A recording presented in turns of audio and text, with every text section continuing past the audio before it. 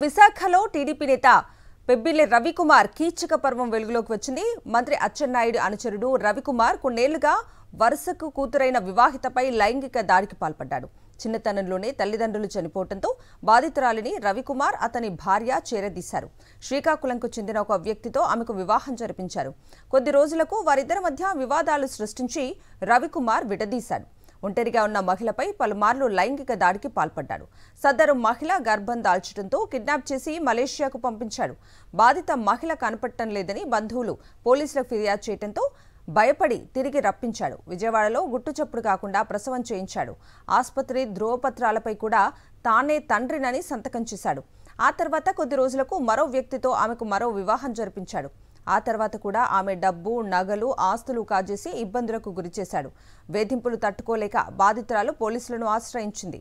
రాజకీయ పలుకుబడిని ఉపయోగించి ఇన్ని రోజులు తప్పించుకుని తిరిగిన రవికుమార్ను ఎట్టకేలకు పోలీసులు అరెస్ట్ చేశారు.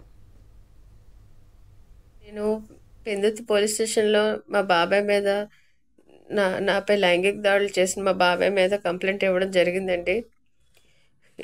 నాకు చిన్నప్పటి నుండే తల్లిదండ్రులు లేని మూలన నా అమ్మమ్మ తాతయ్య నన్ను పెంచి పెద్ద చేశారు.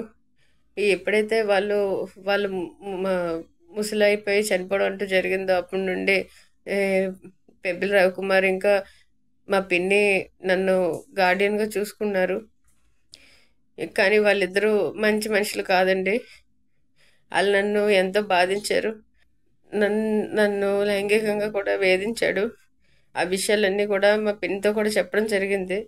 అయినా కూడా ఆవిడ తన బతికేసే సపోర్ట్ ఇచ్చేది. అంతేకాకుండా మా అమ్మమ్మ తాతయ్య నాకు మా అమ్మకి ఇవ్వాల్సిన ఆస్తి అంటూ నాకు ఇచ్చారు.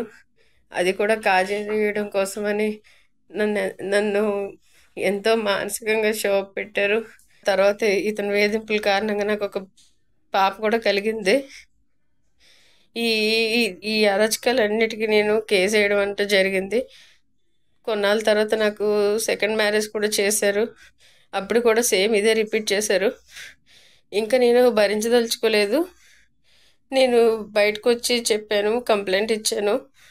నా పాపకి, నాకు, ఇంకా నా భర్తకి, అందరికీ కూడా ఎన్నో బెదిరింపులు చేశాడు.